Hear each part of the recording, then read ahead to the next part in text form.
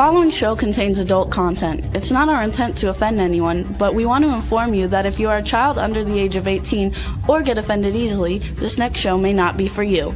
The content, opinions, and subject matter of these shows are solely the choice of your show hosts and their guests, and not those of the Entertainment Network or any affiliated stations. Any comments or inquiries should be directed to those show hosts. Thank you for listening.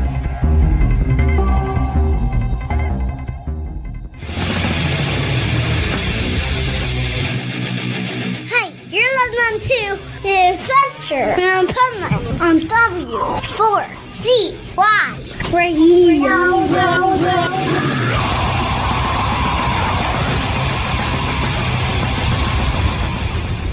Wake up, America! It's time for the Adventures of Pipeman on W4CY.com, West Palm Beach's #1 internet radio station. Here's your host, the Pipeman. Yo! I am back from the UK and Orlando and Milwaukee and Daytona and everything on the Pipeman Radio Tour.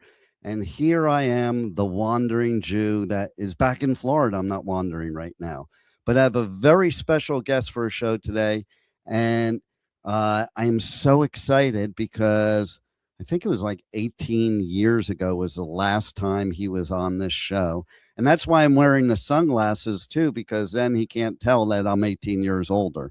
But let's welcome to the show my friend and an amazing person and human being, Dave Aronberg. How are you?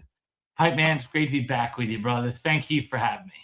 Oh, my pleasure. And, it's interesting while I was watching my own intro. First of all, you heard a familiar voice there. That was Chad, who's no longer with us. I don't know if you know that. If you remember our engineer, Chad, who played around town too, Chad Nether.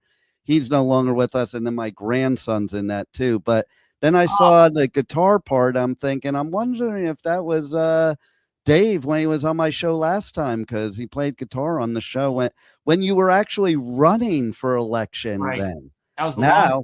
Go. Yeah. Now you've been elected multiple times, and now you're back in our Palm Beach County, I would say, private sector, and doing great things. And thank you. It's been a wild ride. So first, let's start there. Tell the listeners a little bit about your wild ride from 18 years ago being on my show to now. And everything that you've accomplished, because you've accomplished some great things. It's amazing.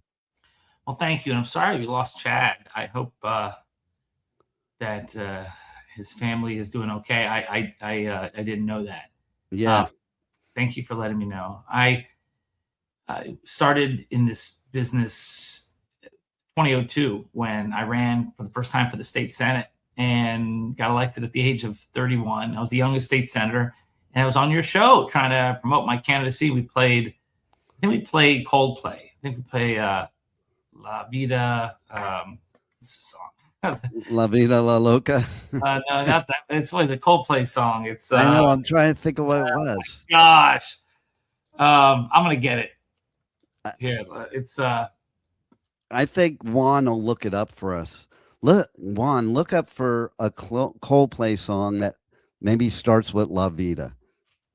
And so, La yeah. Vida, no, it's no, that would be Ricky Martin. That's Viva La Vida. There it is. There it is. Viva La Vida. Yeah, that's a great song. That's what we played. And I remember well. So I was elected to the state Senate. I was there for 8 years, 3 terms. The first term was 2 years. Then I did 2 4-year terms after that, but left with 2 years remaining to run for Attorney General. And I lost in a primary. It's being in 6 or 7 elections. I think 7 elections. That's the one I lost. And then after the Republican beat the Democrat who beat me, she turned around and hired me as her drug czar. That was the Attorney General named Pam Bondi. And so I was the drug czar for the state of Florida, where I went for the Attorney General's office, where I went after the opioid epidemic. And then from there, I ran for state attorney in Palm Beach County. I became the state attorney and was there for 12 years going after the problems in drug rehabs and sober homes. And so I kept my focus on the opioid epidemic. And then after 12 years, in January of 2025, I decided to go into the private sector. I got married. I'm going to have a child late October. I moved to the suburbs. And so in Palm Beach Gardens. So life is very different than when we first met. That's right. That's right. And now I just literally in September moved my studios from Wellington over to Palm Beach Gardens because I've lived over this side for a while now when all my kids, like the diaspora, just left the house and just split everywhere. Then I came over to this side. I like this side better. It's a little more sane over here than Wellington was. Wellington's a great place. Yeah, but it is. Yes, but I do love gardens, and my wife likes it, most importantly. And the dogs really like it. Happy wife, happy life. That's right. You got that right. Oh my God. And I am so glad. Well, I want to start there that you're a champion for opioids because that's a big peeve of mine. And I don't know if you agree with me or not, but I have said that I feel the whole problem with drugs in our country got so much worse once Nancy Reagan declared the war on drugs. I just feel like I was in high school in that time, and that's when they invented crack and meth, and then you started going to opiates. And I think all these really killer drugs have been going on since that time, and it's worse than ever now, unfortunately. Well, I was focused on trying to stop the proliferation of all these pill mills, these places that were relatively unregulated, where people got high under the auspices of a so-called doctor's care, but that was ridiculous. And it wasn't. It was drug dealers wearing white coats, and people would use, abuse, and die. And they would come down on the Oxycontin Express down here from West Virginia and all parts of the country, and it was just awful. It was a tough time as the government turned the other way, but we were able to shut it down. And then as state attorney, I focused on the rehabs that were engaged in corruption, fraud, and abuse. And we worked to shut them down and to chase the bad sober home owners out of our community so that we will once again have the best, most ethical drug treatment industry anywhere right here in Palm Beach County. Yeah. And you have definitely done a lot of cleaning up. As somebody that's been in the South Florida area a long time, yeah, I remember all those pill mills and all the stuff that was going on, and I don't hear as much about it anymore here in South Florida. That's why, because of the work we did. Yeah, exactly. And, that's it. I mean, that's why, because we were able to focus on this, and we're the only county in the country that did. And so it really turned out to be the most worthwhile thing I think I've done as a state attorney, because it had a direct impact on saving lives. And I just wish that other communities around the country would follow our lead. I even wrote a book about it. It's right here behind me here, called Fighting the Florida Shuffle. And you can get it on Amazon or anywhere. It talks about our fight to clean up the drug treatment industry here in Palm Beach County, how we succeeded, and what families need to know as they choose a rehab for their loved one. Absolutely, because there are other parts of the country that I know firsthand from people I know that have OD'd, and that they need the same kind of help you gave us here in Palm Beach County, for sure. Thank you, brother. So, what are you doing now? What's the current thing that you are cleaning up in our area? Well, I am the managing partner of Dave Aronberg Law. This is a boutique litigation firm. We do criminal and civil work. We represent some drug treatment centers who want to stay on the right side of the law, but we do civil and criminal work. I have 4 attorneys, and we even have an immigration practice from one of our attorneys. So, we're rocking and rolling, and I still do TV and streaming. And so it keeps me busy. Plus, about to have my first child later this year. So got a lot going on. Mazel tov. Thank you. And so now you're having this first child come into the world when, I don't know, anti-Semitism. I can't believe I'm actually talking about it now in 2026. But what's your feelings as somebody that's bringing a child into the world of what's going on in the world of anti-Semitism, of even from Jewish people? Like, I've gotten anti-Semitism from other Jews, which kind of blows my mind. It's awful. I mean, see what's happening. And there's a congressional race in New York where you have one of the they're both Jewish in a very Jewish district, and you have one who sides with the anti-Semites, and you have the other, Dan Goldman, who is the incumbent, who has been harassed and attacked because of his support for Israel and the Israeli people. And it looks like the person who's in bed with open anti-Semites, his opponent's going to win in a largely Jewish district. So there's a rift here. You see that American Jews aren't all supportive of Israel, and some of them even support the people on the far left who are openly anti-Semitic. They haven't gotten the memo that you may not be in their crosshairs yet, but you will be. Anti-Zionism is anti-Semitism, and if you're thinking that you're going to be safe because you denounce your religion or you denounce your homeland, that's not it. You're going to be treated just like everyone else, and it's just, and it never stops with the Jews. It may start with the Jews, but it never stops with the Jews. It's about Western civilization, and this is the type of thing that threatens to destroy the Democratic Party, and the Democratic Party needs to get a hold of it.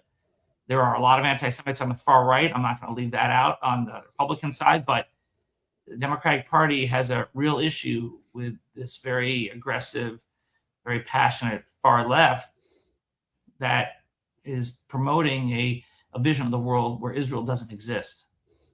It's wild to me. Many things are wild to me. One of the things wild to me is that people think that Israel's only existed since 1948. That kind of blows my mind. But I think about when I was in college at Rutgers University, and I was very involved in the temple there. And somebody came up to me, and at that point in my time, I was in the financial business. So I did tend to be towards Republican because of the type of business I was in. And he comes up to me and he goes, "How can you be a Republican? You're Jewish." And now I think of how we are here in 2026, and it's like, I think almost people are saying, "How can you be a Democrat? You're Jewish." And it's weird to me. Right? I'm a Democrat, and you can be, yes. We'll see which way the direction of the party goes. I mean, you have people in the party who are really strong on Israel, on protecting the Jewish people, and the party is still hanging on with those individuals. But will they get displaced by the Manamis of the world who openly call Jewish donors to political campaigns monsters? I mean, is that the vision of the Democratic Party? I don't think so. When they talk about AIPAC, it's so hypocritical. There are so many PACs out there that represent interests that you may or may not agree with. But when you focus on one, that sort of sounds anti-Semitic to me. And that's the one you're focusing on. Americans who believe in a strong American relationship with Israel. That's the one you're going to focus on as the one evil of the monsters. That's it? Right. So many others who, for example, the Qatari lobby is so much bigger and larger. They spend so much more money than the pro-Israel lobby. And when it comes to AIPAC, they're Americans. It's Americans. This is not a foreign organization. So it's really, you can criticize Israel all you want. You can criticize Bibi Netanyahu. I do. You can criticize the Israeli government. You can criticize the American government. Does that mean you believe that America shouldn't exist? No, but Israel is somehow held to a double standard by some. I'm so glad you brought that up, because I say all the time that you can not like the Israeli government. That doesn't mean don't like the Israeli people, or anybody that's a descendant. Like, you're going to hate all Jews because you don't like Netanyahu. That's a weird, it's a weird world we're living in where, this political divide that's so deep that people don't even have common sense anymore. Like, I'm not a fan of what Netanyahu does, but I am a fan of Israel and Israelis and Jews no matter what, and that's. Yeah, I mean, you had a coffee shop in New York who tried to humiliate Dan Goldman, the congressman there. He came in, bought some coffee. was there with his daughter, and then the owner put out a horrific message banning him, giving his money back, calling him a supporter of genocide. It is so ignorant and so hateful, and it just shows you this is what's going on today, and that should never happen. First off, it's not a genocide; it's a war. And there was a genocide attempted genocide on October 7th when Hamas attempted to kill all Jews. But you can criticize the Israeli government and the response in Gaza. You can do that. That's not anti-Semitic. But when you throw around words you don't know the meaning of, and you try to exclude Jews as a reason for it, or here's trying to exclude Dan Goldman from the coffee shop because he is Jewish and he has expressed support for Israel, that's enough to kick him out of the coffee shop. No, that to me is a violation of civil rights laws. And it shows you if this is the way our country is going, then it's a dangerous direction. Instead of talking to each other, you're essentially just demonizing other people. You're hating other people automatically.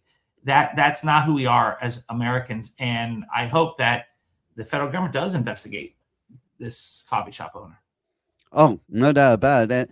And like, it's just like maybe people should experience things before talking about them. Because I find that a lot of times these people, I go around and I go do touring of music festivals all over the world to do media coverage. And I see a lot of these uncomfortable moments of chants and stuff like that. And I'll talk to some of these people, and they don't even know where Palestine is. No, they have no idea. Okay. They don't even know anything. And they don't realize the people that are the biggest supporters are the ones that would be free to speak their mind, do whatever they want in Israel. But if they did in Palestine, or they did with the regime of Iran, or anybody Hamas, or anybody Hezbollah, they would be tortured and killed and raped and everything else. Well, they don't even know. I mean, there's no Palestine as people describe it. Yeah, there's Gaza and there's the West Bank, and Gaza was occupied by Israel for years. It was after a war, and Israel was attacked, and Israel was able to secure the territory. And then Israel voluntarily pulled out, gave the Palestinians its own state. You have it. This is yours. And instead, they elected Hamas and turned it into a terrorist state with tunnels and all the money that was given to them to rebuild this place. Instead of building it like Dubai, instead they built it like a terrorist haven where they have tunnels and missiles, and use it to kill more Jews on October 7th than ever been killed before since the Holocaust. And yes, and that's what started the war. And Israel, remember, had pulled out. That's what they got for pulling out. So it's tough to say, all right, Israel, keep pulling out of these territories, and I'm sure you'll get a promise of missiles. I mean, I would hope that there could be a peace deal, and we have a two-state solution. And it's not so easy because you have to find a partner to do peace with. It's not going to be Hamas. Hamas, by their definition, wants the destruction of Israel and the murder of every Jew. So it won't be Hamas. It could be the Palestinian Authority. Well, they're not Hamas, but they have their own issues with corruption, and they're run by Abu Mazen, who's in his 90s, and they still pay the families of terrorists who kill Jews in Israel, and so it's not ideal. I think that it would be nice to have a new generation of Palestinians who can make peace with Israel, and then we can have a two-state solution. But when you say Palestine, you have to define where is that? Right. For some people, it's from the river to the sea, which means there's no Israel. It's just all Palestine. And you have this one Jewish state that's the size of New Jersey, where half the Jews in the entire world live, that was born after the Holocaust as a safe refuge for Jews who have been slaughtered wholesale in a real genocide. And it is the original Jewish homeland. And, for people who think that Jews just got to Israel in 1948, I ask you, you celebrate Christmas, right? I mean, Christmas every year is the birth of a Jewish boy in Bethlehem thousands of years ago. Right. So you can't tell me that Jews just got to Israel in 1948. Exactly. And thing is, so interesting story. My youngest daughter, Rachel, who she just went through right before October 7th, she did birthright, like that summer, right before. And she was very much a very far left woke person before going to Israel. She went to Israel. She experienced all these things, met all these people. October 7th happened. People she knows became hostages.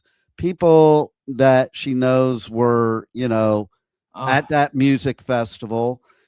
Her kibbutz was bombed and everything else. And then she went back to school up in Tallahassee, and not in Tallahassee, up in Pensacola, and all of her friends, all of them, were violently protesting against Jews, which in turn were against her.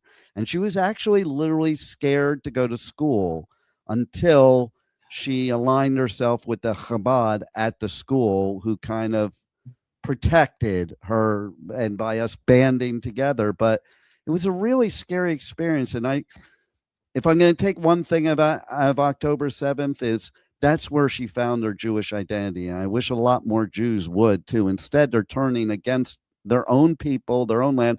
I remember being in Hebrew school. Listen, you were taught it's not just a religion, it's a land and a people, and it's a very different thing. And like, people don't understand. Okay, you do a 23andMe or Ancestry, you have DNA of being a Jew. There's no DNA of a lot of the other stuff. And it's almost like people just want to jump on the bandwagon. But like, I sit there and scratch my head, what world do we live in that liberals support terrorists? It's really amazing when you see people who support human rights and civil rights and gay rights, LGBTQ. The largest gay rights parade outside of the West is in Tel Aviv. Right. And so other than New York, it's Tel Aviv. And yet, if you tried to march in any of those countries that they now revere, the far left, they'd get thrown off a building, shot, and then thrown off the building. So it's really amazing how you have this coalition of the far left with these radical jihadists, like the most culturally conservative, anti-woman, anti-gay jihadists. It is something that I would never have expected. But right, when you think about it, they have a worldview. They share the worldview that Israel is somehow the cause of all evil, where Israel is a colonizer, which, of course, Jews have been in Israel before Islam was a religion. I mean, thousands of years. And you have Israel being called an apartheid state, even though you have 2 million Arabs who live in Israel, have equal rights. They have voting representation, whereas there are no Jews living in Arab countries, very few in Iran, and they don't have equal rights. They don't have the right to vote. In fact, their own Arab citizens don't have the right to vote. Arab citizens have more rights to vote in Israel than they do in Arab countries. Yeah. and so you have all this, and supposedly, and actually most of Israel is non-white. So supposedly this non-white colonizing apartheid state, and none of this stuff is true. So all this stuff is based on ignorance. I mean, it's based on total ignorance. And I just wish that people would do a little more research instead of relying on a 20-second TikTok video.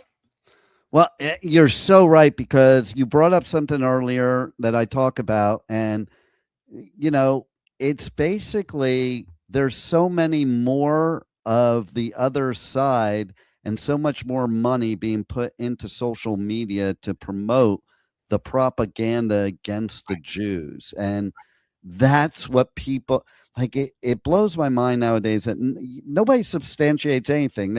They just read a headline and they take the ball and run with it. Where's the money coming from? It's coming from China, which owns TikTok. It's coming from Qatar, that spreads a lot of this misinformation. It's not organic. This is an international. It's a funding different disinformation campaign, and it's been successful.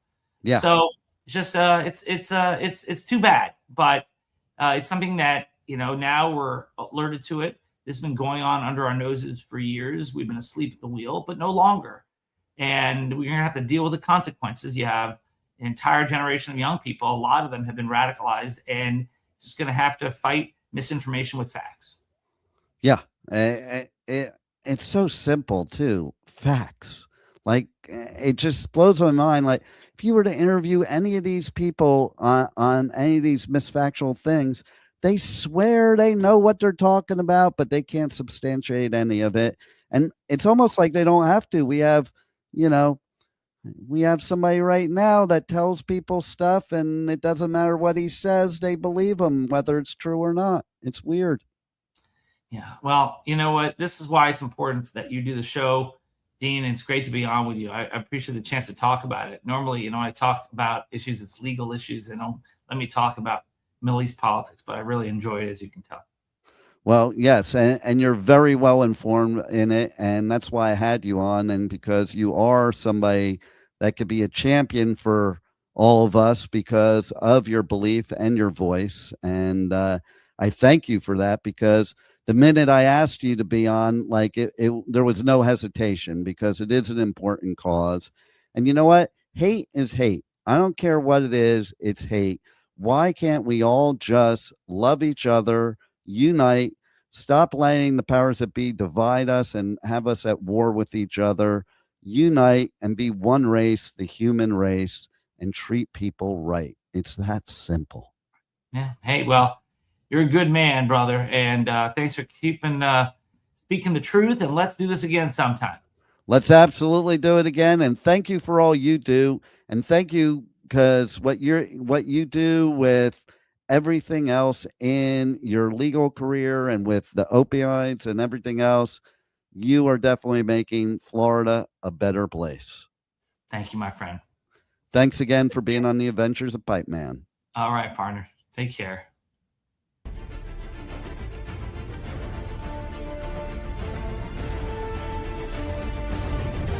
Thank you for listening to the Adventures of Pipeman on W4CY Radio.